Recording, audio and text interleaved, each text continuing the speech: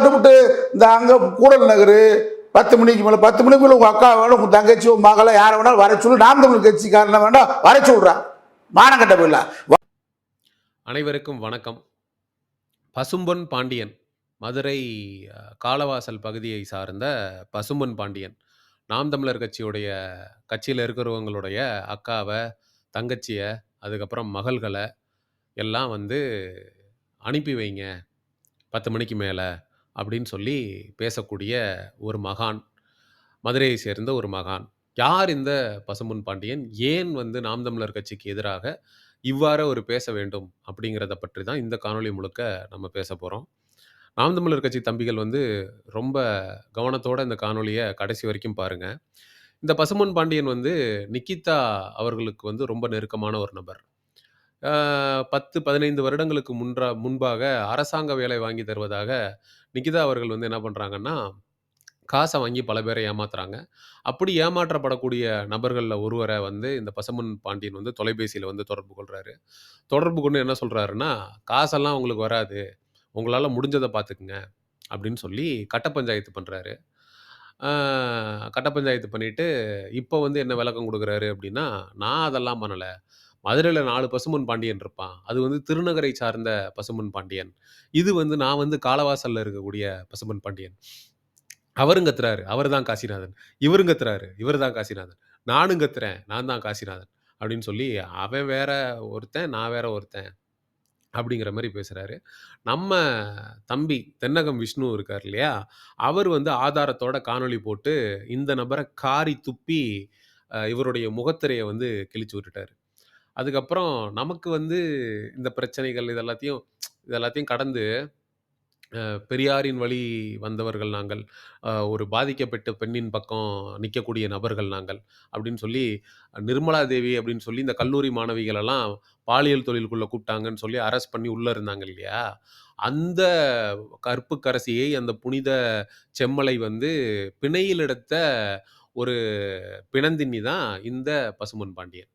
பிணையில் எடுத்த, சரி ரைட்டு, ஏன் எடுத்தேன்னு கேட்டால், அந்த பொண்ணுடைய உயிருக்கு ஆபத்து இருந்தது சிறைக்குள்ள, அந்த பெண் தவறான நபராக இருந்தாலும் நான் வந்து பிணையில் எடுத்து அந்த பெண்ணை வெளியில் கூட்டிட்டு வந்து, நீ வந்து கூட்டி கொடுத்து மாமா வேலை பார்க்குற பொம்பளைய வந்து பெயிலில் எடுத்துட்டு, நாம் தமிழர் கட்சிக்காரனெல்லாம் வந்து அக்காவை, தங்கச்சியை, மகளெல்லாம் கூட்டி கொடுக்கணும் அப்படின்னு நீ சொல்கிறது வந்து எந்த விதத்தில் பாண்டியா நியாயம் அப்படின்னு கேட்க தோணுது நமக்கு. அவர் வந்திருந்தாலும் வயசு ரொம்ப கூட ஆயிடுச்சு அப்படிங்கிறதுனால, கொஞ்சம் மூளை மழுங்கி போனதுனால இந்த மாதிரி பேசுகிறாரா அப்படிங்கிறது தெரியல. இந்த மாதிரி தெய்வீகமும் தேசியமும் தெய்வீகமும் எனது இரு கண்கள் அப்படின்னு சொன்ன நம்மளுடைய பசும்பொன் முத்துராமலிங்க தேவர் அவர்களுடைய அந்த பசும்பொன் அப்படிங்கிற பேரை எடுத்து நீ உன் பாண்டியன் அப்படின்னு சொல்லி உன்னுடைய பேரோட நீ வந்து சேர்த்து வச்சுக்கிறதுக்கு உனக்கு என்ன தகுதி இருக்குன்னு நான் கேட்குறேன். கிட்டத்தட்ட 35-40 லட்சம் பேர் நாம் தமிழர் கட்சியையும் அண்ணன் சீமான் அவர்களையும் நம்பி வாக்களித்துள்ளனர், நம்புறாங்க. இன்றைய இளைஞர் கூட்டம் வந்து சீமானவர்களை வந்து நம்புறாங்க. நீ சீமானவர்களை வந்து அவனே இவனே அப்படின்னு சொல்லி ரொம்ப கேவலமாகவும் தரைக்குறைவாகவும் நாம் தமிழர் கட்சிக்காரன்லாம் அவன் வீட்டு பொம்பளைங்களை வந்து கூட்டி கொடுக்கணும் அப்படின்லாம் நீ வந்து பேசுறது வந்து எந்த விதத்திலையுமே ஏற்றுக்கொள்ள முடியாத ஒன்று.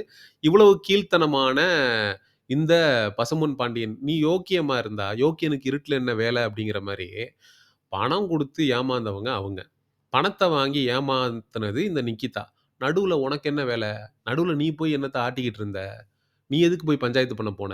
ஆக மொத்தத்தில் நீ ஒரு கட்சி நடத்துகிறேங்கிற பேரில், நீ வழக்கறிஞர்ன்ற பேரில் நடுவில் உட்காந்து கட்ட பஞ்சாயத்து பண்ணி காசு பார்த்துட்டு இவங்களுக்கு ஃபோன் பண்ணி, பாதிக்கப்பட்ட நபருக்கு ஃபோன் பண்ணி இந்த மாதிரி வந்து உங்களால் முடிஞ்சதை பார்த்துக்க அப்படின்னு நீ சொல்கிறேன்னா, நிக்கிதான்ற பொம்பளைட்ட நீ ஏதோ ஒரு அமௌண்ட் ஆட்டையை போட்டு நான் பார்த்துக்கிறேன் இந்த பிரச்சனையை அப்படின்னு சொல்லிட்டு தானே நீ வந்திருப்ப.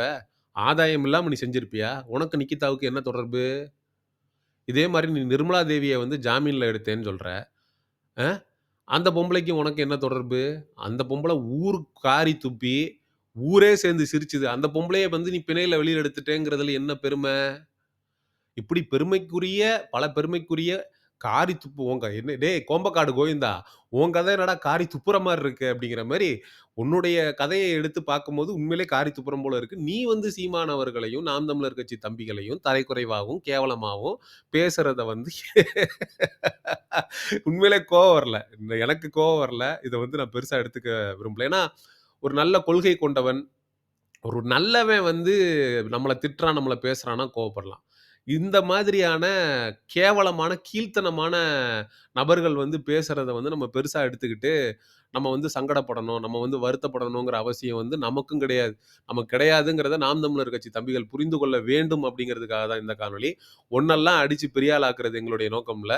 ஆனா, அடுத்தவன் வீட்டு பொம்பளைய பேசுற அளவுக்கு உன்னுடைய தரம் இருந்திருக்கு. பெரியார் அப்படிங்கிற கொள்கைய வச்சு பெரியாருன்ற கொள்கையை எவன்லாம் தூக்கி பிடிக்கிறானோ, அவைங்களுக்கு இந்த மாதிரி கேவலமான முகமும் உண்டு அப்படிங்கிறத அம்பலப்படுத்தணும் அப்படின்றதுக்காக தான் இந்த ஒரு காணொளி பதிவு.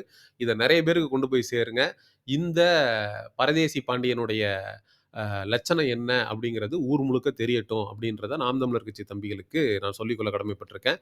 அடுத்த ஒரு காணொளி பதிவில் சந்திப்போம். நன்றி, வணக்கம்.